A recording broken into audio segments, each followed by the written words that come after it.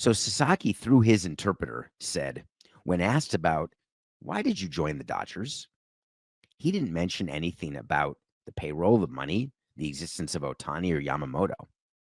He said the number one thing that stood out about the Dodgers was the stability of the front office. I'm sorry. I need to, 1 second. I want to get that again. The number one thing that stood out about the Dodgers was the stability of the front office.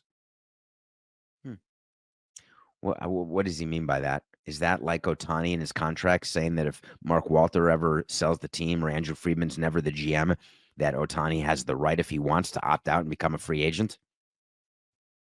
I was the president of a team for 18 years. I had two GMs, Jim Beattie, and then when we moved to Florida, Larry Beinfest from 02 to 13, Mike Hill from 14 to 17 to the end.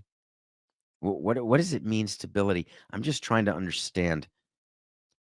When a player comes to a team, every time I have met with a player or an agent, every time, and it's hundreds and hundreds of times with hundreds and hundreds of players, not one time did front office stability come up.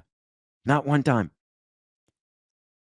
I want to make sure I know who the manager is. They say, I want to make sure, are you going to be able to have payroll to make sure you can build around me if I'm making $40 million? That comes up.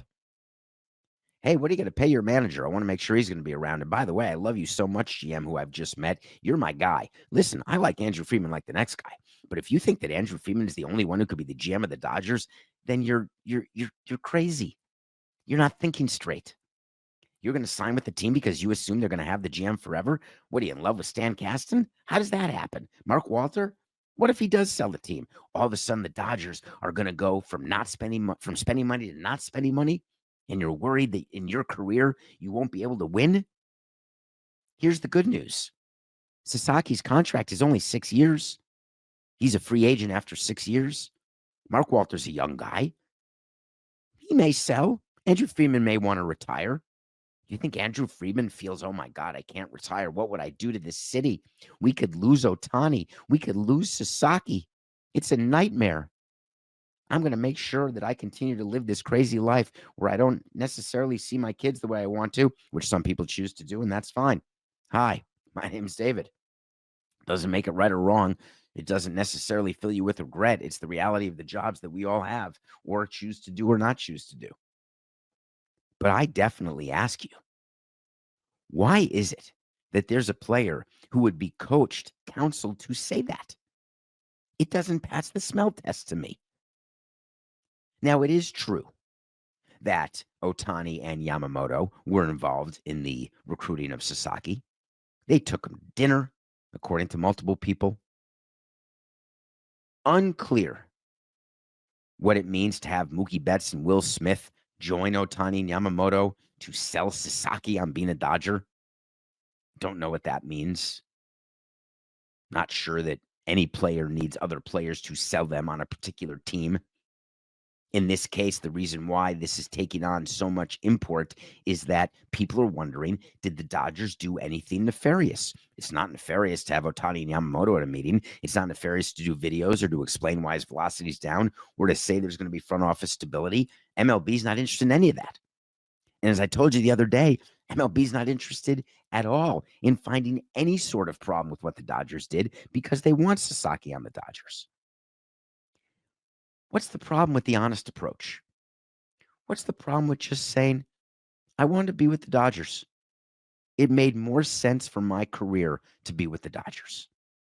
And then just give a little wink and be on your way.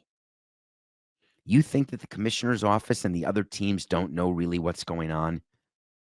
The question is, how much will be made public? The question is, how big an impact will it have on next year's collective bargaining agreement? But this is not in any way going to deter any of these investigations. What Sasaki said today is not in any way going to change anyone's view of what took place.